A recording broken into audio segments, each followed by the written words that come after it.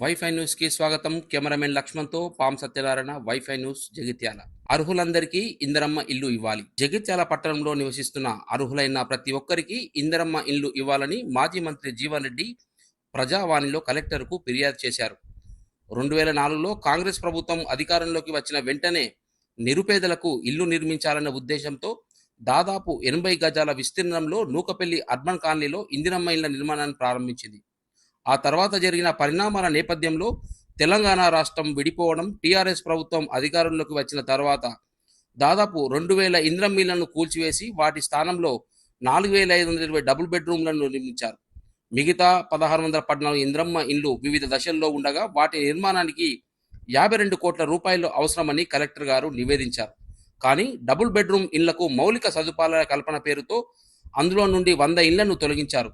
అందువలన చాలామంది ఇందిరమ్మ ఇళ్లను కోల్పోవడం జరిగింది. ప్రస్తుతము ఇక్కడ ఉన్న ప్రతి ఒక్కరికి ఇందిరమ్మ ఇల్లు నిర్మించాలి.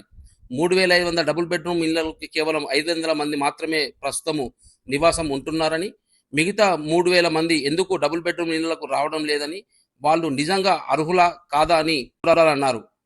నూతనంగా ఇల్లు నిర్మించినప్పుడు వెంటనే అన్ని రకాల సదుపాయాలు ఏర్పడడం అనేది సాధ్యం కాదని అన్నారు. కెమెరామెన్ లక్ష్మణ్తో వైఫై న్యూస్, జగిత్యాల. నూతనంగా అంటే ఈ కాంగ్రెస్ ప్రభుత్వంలో చేపట్టినటువంటి యొక్క నిర్మాణాలు కానీ లబ్ధిదారులు కానీ వాళ్ళ గుర్తింపు లేకుండా ఒక నూతన ప్రక్రియ ఆరంభిస్తున్నట్టు కాంగ్రెస్ ప్రభుత్వంలో ఇండిపెండెంట్ హౌసింగ్ స్కీమ్ దయచేసి గమనించాల్సింది ఏదైతుందో కాంగ్రెస్ ప్రభుత్వ హయాంలో చేపట్టింది ఇండిపెండెంట్ హౌసింగ్ స్కీమ్. ఒక స్వతంత్రంగా 80 గజాలైనా కానీ ఏదైతుందో ఇది నా ఇల్లు, ఈ వారసత్వంగా నాకు అనుభవించే ఒక అవకాశం ఉంటుంది. మన ఏ గ్రామీణ ప్రాంతం ఏ గ్రామం పోయినా కానీ ప్రతి గ్రామంలో ఏదైతుందో మనకి ఇందిరమ్మ గృహ నిర్మాణ సముదాయం అనేది కొట్టొచ్చినట్టు కనబడుతుంది చెప్పంటుంది. అందులో ఏదైతుందో ఏ 2000 స్థలాలు కోల్పోయిందో పాపం వీళ్ళందరూ వాళ్ళేనే.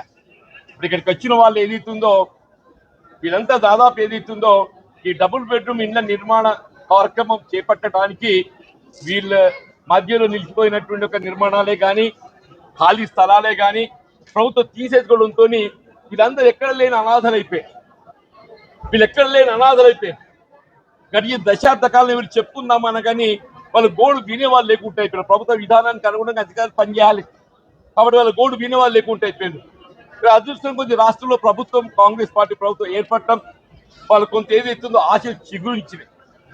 గతంలో మాకు అర్హతకు అనుగుణంగా ఏవైతే మా లబ్ధిదారులను గుర్తించి మా ప్లాట్ కేటాయింపు చేసిందో ఆనాడు మీరు డబుల్ బెడ్రూమ్ ఇళ్ల నిర్మాణ పథకం అనేటువంటి భావనతో మీరు బలవంతాన్ని తీసేసుకున్నా కానీ ఇవాళ మాకేదైతే ఇప్పుడు ఖాళీ ఉన్న డబుల్ బెడ్రూమ్ ఇళ్లలో అయినా పర్వాలేదు మాకు మంజూరు ఇవ్వండి అని చెప్పని వీళ్ళందరూ విజ్ఞప్తికి వచ్చి వీళ్ళందరూ ఇక్కడికి వచ్చింది కలెక్టర్ గారికి ఏదైతున్నదో అప్పుడు ఏదైతుందో మా స్థలాలు నిర్మాణం మధ్యలో ఆగిన అన్ని కూడా ఏదైతుందో అప్పటి ప్రభుత్వం డబుల్ బెడ్రూమ్ ఇళ్ల నిర్మాణం కొరకు సేకరించి మాకెవ్వరు కూడా అవకాశం కల్పించారు.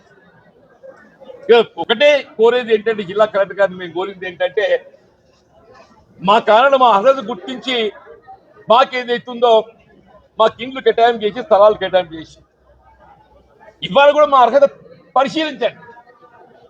మా అర్హతకు అనుగుణంగా ఏదైతుందో మాకు ఈ డబుల్ బెడ్రూమ్ ఇప్పుడు మిగిలిపోయినటువంటి ఉన్నాయి కదా అందులో మాకు ప్రాధాన్యత ఏదైతుందో మాకు ముందు కేటాయించి తదుపరి వేరే వాళ్ళకి ఇవ్వాలని చెప్పని వీళ్ళందరూ విజ్ఞప్తి. అంతే ఏదైనా గౌరవ జిల్లా కలెక్టర్ గారికి వారు కూడా సానుకూలంగా స్పందించిండు. ప్రాక్టికల్ గా సమస్య గమనిస్తున్నారు కాబట్టి తప్పకుండా ఈ నూకపల్లి అర్బన్ హౌసింగ్ కాలనీ ఉన్న సమస్యల పరిష్కారానికి ఇలా గతంలో స్థలాలు కోల్పోయిన వారికి మరి అర్హతకు అనుగుణంగా డబుల్ బెడ్రూమ్లు కేటాయింపే కానీ ఈ 1611కు సంబంధించి ప్రభుత్వాన్ని మరొక నివేదిక పంపించి ఆ 52 కోట్లు మంజూరు వ్యక్తం చేయడమే కానీ ఈ పాఠశాల కానీ ఆసుపత్రి కానీ ప్రార్థనా స్థలాలు కావాల్సినటువంటి స్థలాలు కేటాయింపు కానీ ప్రాధాన్యతతోని మరి చర్యలు తీసుకొని జరుగుతుందని చెప్పిన కూడా కలెక్టర్ గారు మీ ముందే వారు విషాదం ప్రకటించిండ్రు. లబ్ధిదారులు అందరూ కూడా ఇవాళ కాంగ్రెస్